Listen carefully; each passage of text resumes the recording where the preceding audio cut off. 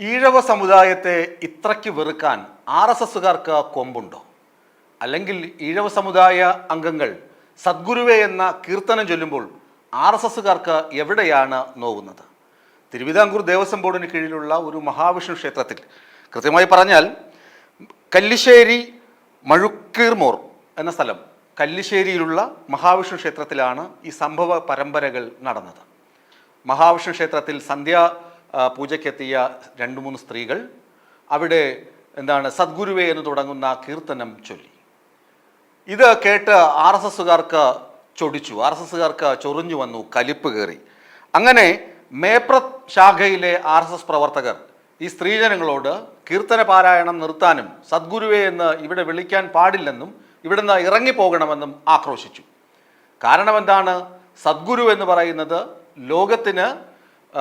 ലോകത്തിന് മുന്നിൽ ലോക വിശ്വ മാനവികതയ്ക്ക് ഒരു ജാതി ഒരു മതം എന്ന സന്ദേശം നൽകിയ നമ്മുടെ നവോത്ഥാന നായകനായ നാരായണ ഗുരുദേവനാണ്. അദ്ദേഹത്തെയാണ് സദ്ഗുരുവേ എന്ന് വിളിക്കുന്നത്. ആ വിളി RSSകാർക്ക് ഇഷ്ടമല്ല. ആ വിളി ഒരു ജാതിയെയോ ഒരു മതത്തിനെയോ വേണ്ടി ഉള്ളതല്ലെന്നും സദ്ഗുരുവേ എന്ന് മഹാവിഷ്ണുവിനെയും വിളിക്കാമെന്നും സ്ത്രീകൾ വാദിച്ചു നോക്കി. നാരായണ ഗുരുവിൻ്റെ വിശ്വമാനവിക സങ്കല്പം അതാണ്. നാരായണ ഗുരുവിന് ജാതിയും മതവും വർഗവും ഒന്നും പ്രശ്നമല്ല. അദ്ദേഹം എഴുതി വച്ചതൊക്കെ അങ്ങനെയാണ്. ഏത് മതക്കാരനായാലും ഏത് ജാതിക്കാരനായാലും വിളിക്കുന്ന വിളികൾ ചെന്നെത്തുന്നത് ഒരു ദൈവത്തിലേക്കാണ് എന്ന് തിരിച്ചറിഞ്ഞ മഹത് വ്യക്തിയായിരുന്നു ശ്രീനാരായണ ഗുരു. അദ്ദേഹം ആ സന്ദേശം കേരളത്തിൽ മാത്രമല്ല വിശ്വമാനവികതയ്ക്കാണ് നൽകിയത്. ആ മഹാപുരുഷന്റെ നാമം സദ്ഗുരുവേ എന്ന് മഹാവിഷ്ണു ക്ഷേത്രത്തിൽ കീർത്തനം ചൊല്ലാൻ ആരംഭിച്ച സ്ത്രീകളെയാണ് RSS മേപ്രം ശാഖയിലെ 2-3 ആളുകൾ ചേർന്ന് ഇറക്കിവിടാൻ ശ്രമിച്ചത്. ഇത് മാത്രമല്ല, അവർ പറയുന്നത് ഈ കീർത്തന പുസ്തകത്തിന്റെ കവർ ചിത്രം ശ്രീനാരായണ ഗുരുദേവൻ്റെതായിരുന്നു. ശ്രീനാരായണ ഗുരുദേവന്റെ കവർ ചിത്രമുള്ള കീർത്തന പുസ്തകത്തിൽ നിന്ന് കീർത്തനം ആലപിച്ച സ്ത്രീകൾക്കാണ് ഈ ദുർഗതി വന്നു ചേർന്നത്, അല്ലെങ്കിൽ ക്ഷേത്രത്തിൽ നിന്ന് ആട്ടി ഓടിക്കപ്പെട്ടത്. അത് മാത്രമല്ല സംഭവം, മറ്റൊരു സംഭവം കൂടി ആ ക്ഷേത്രത്തിലുണ്ടായി.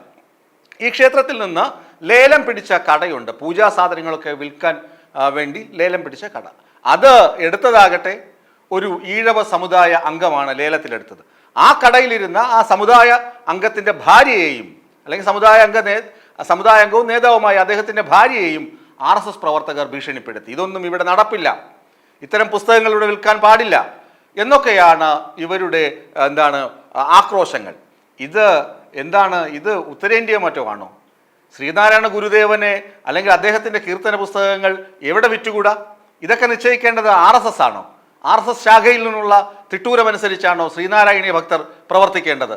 ഇതിനെ ചോദ്യം ചെയ്തുകൊണ്ട് ഈഴവ സമുദായ അംഗ നേതാവായ ഉമ്മയാറ്റുകരയിലെ ശ്രീ ദേവരാജൻ രംഗത്ത് വന്നിരുന്നു. ഈ ശ്രീ ദേവരാജനെയും ഇവർ ഭീഷണിപ്പെടുത്തി. ഇപ്പോൾ ആ പ്രദേശത്തുള്ള ഈഴവ സമുദായ അംഗങ്ങൾക്ക് ഒന്ന് മനസ്സിലായി. ഇവരുടെ ഈറ്റില്ലത്തിലേക്കാണ് വെള്ളാപ്പള്ളി നടേശൻ SNDP സമുദായ അംഗങ്ങളെ, അതായത് ശ്രീനാരായണീയ ഭക്തരെ, ശ്രീനാരായണീയരെ കൊണ്ട് കെട്ടാൻ പോയത്. ഇവരുടെ തൊഴുത്തിലേക്കാണ്. ജാതി വെറി മൂത്തു നിൽക്കുന്ന, വർഗവെറി മൂത്തു നിൽക്കുന്ന മതഭ്രാന്തന്മാരുടെ അടുത്തേക്കാണ് വെള്ളാപ്പള്ളി നടേശൻ സമുദായ അംഗങ്ങളെ നയിച്ചു കൊണ്ടുപോയത് എന്ന വിമർശനം അവിടെ ഉയർന്നു കഴിഞ്ഞു. RSSകാർ ഇങ്ങനെ ഭ്രാന്ത് കാണിക്കുന്നതിനെ ഇവർ ആരും വിലക്കുന്നുമില്ല. വെള്ളാപ്പള്ളി നടേശനോ ഇവരാരും വിലക്കുന്നോ താക്കീത് ചെയ്യുകയില്ല. ആ അമ്പലത്തിലേക്ക്, ക്ഷേത്രത്തിൽ നിന്ന് ഇറക്കിവിടാൻ മാത്രം കരുത്ത് RSSകാർക്കുണ്ടെങ്കിൽ, അവർ അങ്ങനെ ചെയ്തിട്ടുണ്ടെങ്കിൽ അത് നിയമപരമായി നേരിടേണ്ടതാണ്, സാമുദായികപരമായി നേരിടേണ്ടതാണ്, അതുപോലെ സർക്കാർ തലത്തിലും ഇടപെടേണ്ടതാണ്. സർക്കാർ തലത്തിൽ ഇടപെടേണ്ടത് എന്തുകൊണ്ടാണ്? അതൊരു കുടുംബക്ഷേത്രമോ ഏതെങ്കിലും RSSകാരൻ്റെ വീട്ടിൽ നിന്ന് കൊണ്ടുവന്ന ക്ഷേത്രമോ അല്ല. അത് തിരുവിതാംകൂർ ദേവസ്വം ബോർഡിന് കീഴിലുള്ള ക്ഷേത്രമാണ്. അതുകൊണ്ട് തന്നെ സർക്കാർ തലത്തിലും ഇടപെടൽ ഉണ്ടാകുമെന്നാണ് സമുദായ അംഗങ്ങൾ പ്രതീക്ഷിക്കുന്നത്.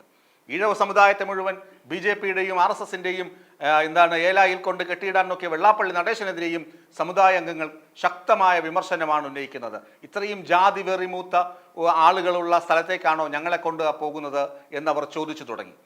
ഏതായാലും RSSകാർ ദേവനെ നിന്ദിച്ചതിനെതിരെ ശക്തമായ പ്രതിഷേധമാണ് എങ്ങും അലയടിക്കുന്നത്. സദ്ഗുരുവേ എന്ന പ്രാർത്ഥന ഒരു ദൈവത്തെ മാത്രമല്ല, അല്ലെങ്കിൽ ഗുരുദേവനെ പുകഴ്ത്തുന്നത് മാത്രമല്ല, ഗുരുദേവനെ മാത്രമല്ല, എല്ലാ ദൈവങ്ങളെയും ആർക്ക് എവിടെയും പറയാൻ പറ്റുന്ന അല്ലെങ്കിൽ പാടാൻ പറ്റുന്ന കീർത്തനമാണ് എന്ന് വിശ്വാസമുള്ളത് കൊണ്ടാണ് എന്ന അടിയുറച്ച വിശ്വാസമാണ് സമുദായ അംഗങ്ങൾ എപ്പോഴും മുന്നോട്ട് നയിക്കുന്നത്. അതിനാണ് RSS വിലക്ക് ഏർപ്പെടുത്തിയത്. RSS വിലങ്ങുകൾ പൊട്ടിച്ച് RSS തിട്ടൂരങ്ങൾ മറികടന്ന് RSS ഉയർത്തുന്ന കോട്ടകൾ തകർത്ത് ഇവർ ഇനിയും ഈ കീർത്തനം ചൊല്ലുക തന്നെ വേണം. ഈ വീഡിയോ നിങ്ങൾക്ക് ഇഷ്ടമായാൽ ലൈക്ക് ചെയ്യുക. കൂടുതൽ വീഡിയോകൾക്കായി യോഗനാഥം ന്യൂസ് ചാനൽ സബ്സ്ക്രൈബ് ചെയ്യുക.